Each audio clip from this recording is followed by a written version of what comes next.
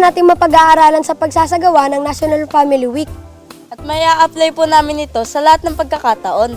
Kaya dapat ay ipagmalasakit natin ang bawat bahagi ng ating pamilya. Bible story naman tayo! Sige po, Kuya Eric. Noong nakaraan ay natunghayan natin ang paghamon ng higanteng Filisteo na si Goliath sa mga anak ni Israel. At sinabi niya po na bigyan po siya ng isang lalaking lalaban sa kanya.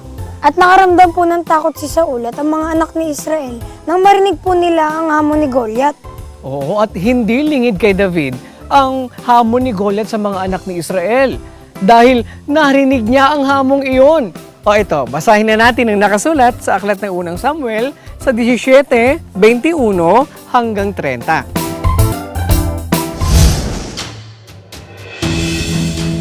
At ang Israel at ang mga Filisteo ay nakahani na sa pagbabaka. Hukbo laban sa hukbo. At iniwan ni David ang kanyang daladalahan sa kamay ng tagapag-ingat ng daladalahan at tumakbo sa hukbo at naparoon at bumati sa kanyang mga kapatid. At sa kanyang pakikipag-usap sa kanila, narito, dumating ang bayani, ang Filisteo na taga-Gath, na Goliath ang pangalan, mula sa hanay ng mga Filisteo. At nagsalita ng ayon sa mga gayunding salita. At narinig ni David. At lahat ng mga lalaki sa Israel, pagkakita sa lalaking yaon, ay tumakas mula sa kanyang harapan at natakot na mainam. At ang mga lalaki ng Israel ay nagsabi, "Nakita ba ninyo ang lalaking iyan na sumasampa? Tunay na sumasampa siya upang manghamon sa Israel.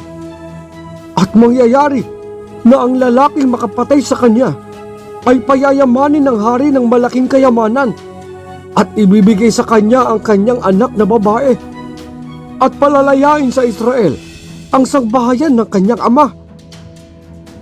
At nagsalita si David sa mga lalaking nakatayo sa siping niya na nagsasabi, "Ano ang gagawin sa lalaking makapatay sa Filisteyong ito at mag-alis sa Israel ng kadustaang ito? Sapagkat sinong Filisteyong ito na hindi tuli na siya'y humahamon sa mga hukbo ng buhay na Diyos?" At sumagot sa kanya ang bayan ng ganitong paraan na sinasabi, "Ganito ang gagawin sa lalaki na makapatay sa kanya." At narinig ni Eliab na kanyang pinakamatandang kapatid nang siya'y magsalita sa mga lalaki. At ang galit ni Eliab ay nag-alab laban kay David. At kanyang sinabi, "Bakit ka lumusong dito? At kanino mo iniwan ang ilang tupang yaon sa ilang? Talastas ko ang iyong kahambugan at ang kalikutan ng iyong puso, sapagkat ikaw ay lumusong upang iyong makita ang pagbabaka. Anong aking ginawa ngayon? Wala bang dahilan?" At tinalikdan niya siya na napatungo sa iba, at siya'y nagsalita ng ngayon ding paraan. At sinagot siya uli ng bayan na gaya ng una.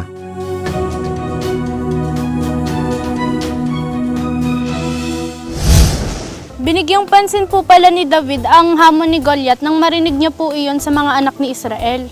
Pero ano po ba naging hakbang ng mga lalaki ng Israel nang marinig po nila ang sinabi ni David patungkol sa higanting si Goliath? Yan naman ang matutunghayan natin bukas kung loloobin ng Panginoon. Kaya't huwag kayong absent. Kids, kaisa din ba kayo sa pagsasagawa ng National Family Week? Kung makikisa tayo dito, marami tayong matututuhan tungkol sa pagpapahalaga ng ating pamilya.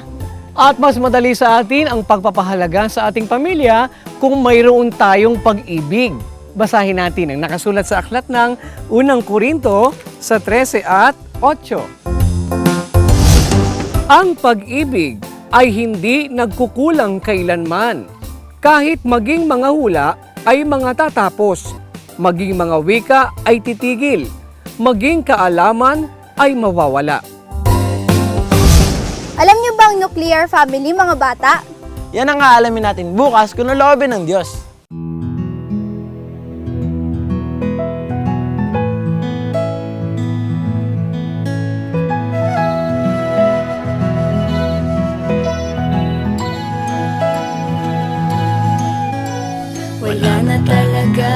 hahanapin pa kapag pamilya ay maligaya at may patnubay ng Diyos nating Ama.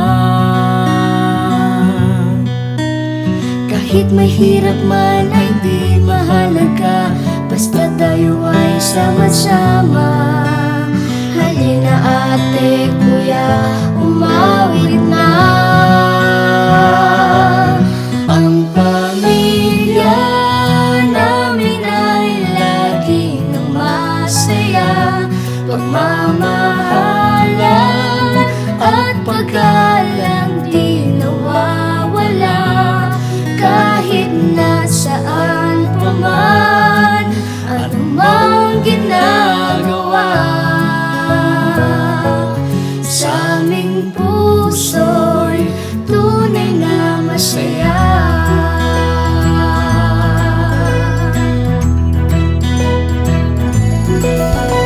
Pagod si tatay ko sa pagtatrabaho, si nanay ay sa gawaing bahay. Kami na may nag-aaral ng mahusay, at pagkakain na laging sama-sama, nagpapasalamat sa biyaya. Kahit na dukha ay nagkakaisa,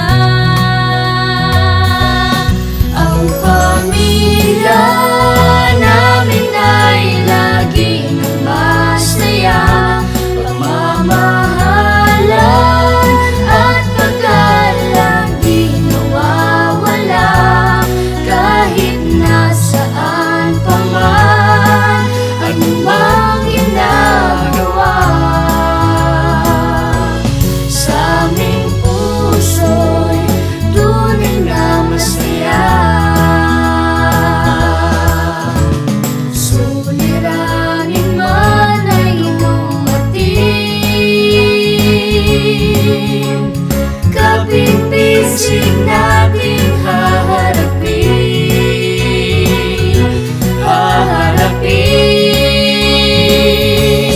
Ang pamilya namin ay laging masaya, pagmamahalan at paggalang di nawawala.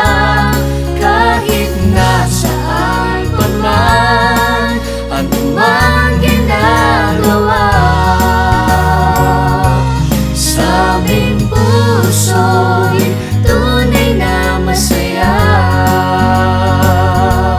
Sa aming puso'y tunay na masaya.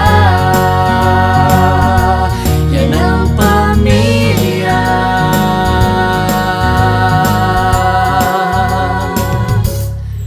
Masaya.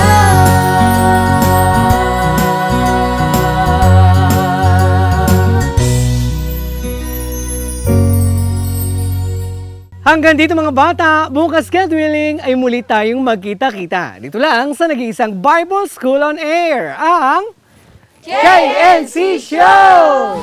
KNC Show, will teach us while we grow.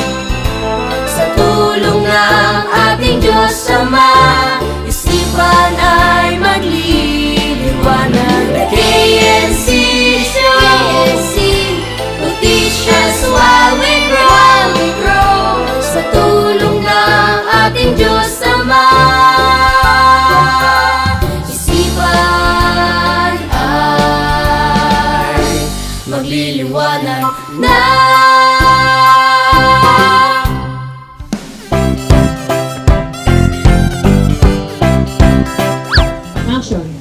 National Family Week? Kailan? Ay, tuwing kailan? Ayon sa batas, ito ay isinasagawa Kakaiba talaga ang paraan at pagiging disiplinado nila sa pagdating. Kakaiba talaga ang mga paraan at pagiging disiplinado nila sa pagdating.